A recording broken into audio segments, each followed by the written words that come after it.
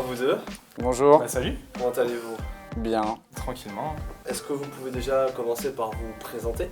Vas-y Kylian. Moi j'appelle Kylian, je suis réalisateur du court-métrage Oser vivre. Je suis très content de participer à ce projet, c'est une immense chance, d'autant plus d'être réalisateur. Le duo c'est quelque chose que j'adore. Et ouais, c'est un honneur de pouvoir refaire un projet comme celui-ci.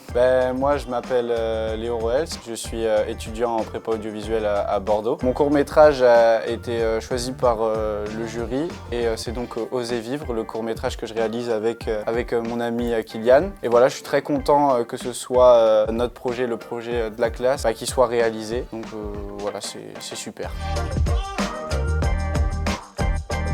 Alors c'est un film où on est dans la tête du personnage. Le personnage se nomme Nolan, il est atteint de la maladie des os de verre et il a une peur monstre de sortir de chez lui. Et par fragilité mentale, il va décider d'ingurgiter une boîte entière de médicaments pour en fait se débarrasser de sa maladie. Sauf qu'il va finir par être prisonnier dans sa tête et il va devoir trouver la volonté, le moyen d'en sortir s'il ne veut pas en mourir. Les principales références, ça a été Wes Anderson, tant dans la forme que dans le fond, que ce soit pour le format, mais aussi la manière dont j'envisage le découpage technique, que ce soit au niveau de la colorimétrie. Et après, dans l'univers, on s'approche beaucoup plus de Alice au Pays des Merveilles de Tim Burton, pour l'univers en général, que ce soit le monde magique ou même l'un des personnages, le chapelier, dont en fait on s'est fortement inspiré pour le personnage de Thomas, donc l'ami de Nolan.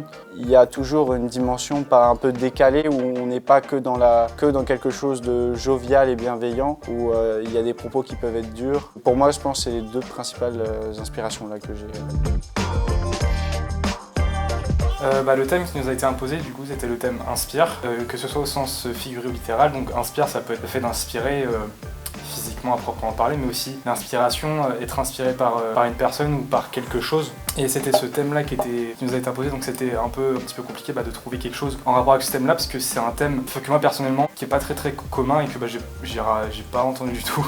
Et donc ouais, ça a été un beau challenge de pouvoir créer un court-métrage à partir de ce thème-là. Moi, je dirais riche et profond.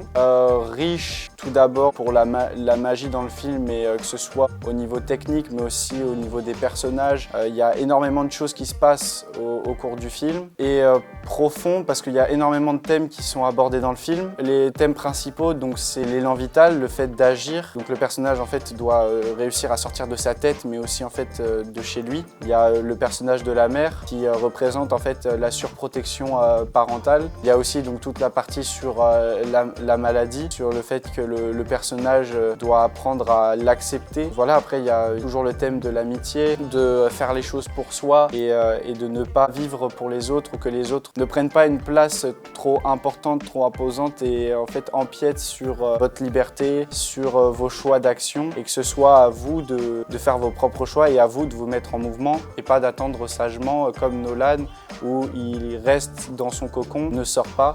Même si c'est une forme de confort, il ne va pas à l'extérieur, il ne vit pas. Et donc ça empêche le personnage d'évoluer et de s'émanciper. Alors moi je dirais inspirant, parce que en fait, je trouve que c'est une histoire très inspirante, que ce soit pour une personne qui n'a aucune maladie, mais aussi pour quelqu'un qui a une maladie, parce qu'on suit quand même l'aventure de quelqu'un qui est en train de se construire, qui arrive en tant que jeune adulte, qui va justement en fait se confronter à plusieurs choix qui vont l'amener à cette finalité. C'est soit justement il ne fait rien et il se laisse mourir à petit feu, ou alors justement il décide de vaincre sa peur, de prendre son courage à deux mains et justement de sortir, afin justement que sa maladie ne prenne pas le dessus. Et l'autre mot, je dirais grandir, parce que le personnage de Nolan, il est présenté un peu comme un grand enfant, c'est-à-dire que même si il est majeur, il a un comportement assez enfantin, puisque vu que c'est quelqu'un qui n'est jamais sorti, qui n'a pas découvert le monde en entier comme nous, il y a des choses sur lesquelles il reste encore enfant, et en fait c'est en faisant ces choix-là que petit à petit sa mentalité va changer et ça va le pousser justement à grandir.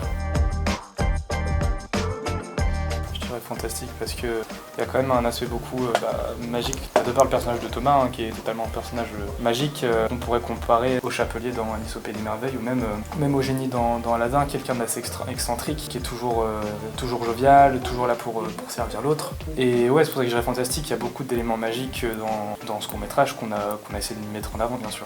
Si je devais en choisir qu'un, je prendrais aussi le fantastique, pour l'univers général où en fait on a envie de représenter un cocon, au-delà de représenter les problèmes qu'il y a dans le film, même s'ils sont importants parce que le but c'est quand même de mettre des enjeux, d'offrir quelque chose au spectateur qui va être intéressant et pas juste montrer en fait un film factuel. Pour moi c'est vraiment important d'apporter dans un film des réponses à des personnes ou bien d'offrir des questionnements ou même des réponses pour certains ou même faire ressentir du courage, de la joie, peu importe tant que ça parle à des gens. Et je pense que les mondes magiques et fantastiques, je les trouve assez impliquants et ils marchent très bien pour faire véhiculer énormément d'émotions, etc. Donc je partirais plus sur quelque chose d'amélioratif plutôt que du drame et un truc sombre. Même si c'est important, je préfère toujours les teinter de magie, quoi. Oui, je pense qu'il y a cette forme d'interprétation qui est intéressante, surtout où nous les jeunes actuellement on est aussi énormément, que ce soit sur les réseaux sociaux, où on voit énormément la vie des gens, ce qu'ils font, le fait qu'ils arrivent à entreprendre. Eux, ils ont déjà une forme d'émancipation et qui publient sur les réseaux. Et il y en a beaucoup en fait qui regardent, mais qui eux ne cherchent pas à vivre leur propre vie. Et en fait, cette interprétation-là, on pourrait la calquer en fait à Oser vivre, le court-métrage. Après, c'est pas le thème principal du film, mais il l'aborde quand même. Mais sous la forme d'un besoin de s'émanciper. Et dans le film, c'est plus un devoir, parce qu'en fait, il y est contraint s'il veut pas mourir. Oser simplement. Faut pas en fait se donner des excuses sous prétexte qu'on n'a pas le matos suffisant, qu'on n'a pas les compétences. Moi je pense qu'il faut expérimenter avant tout. Faut pas hésiter à être curieux aussi. Le visuel c'est un domaine qui est assez vaste. Faut pas s'attendre surtout à ce qu'on fasse direct quelque chose avec un rendu très quali, très professionnel, sachant qu'on est encore qu'à ce moment-là, forcément le rendu sera pas le même. Mais ouais, juste oser simplement, oser faire des projets et expérimenter.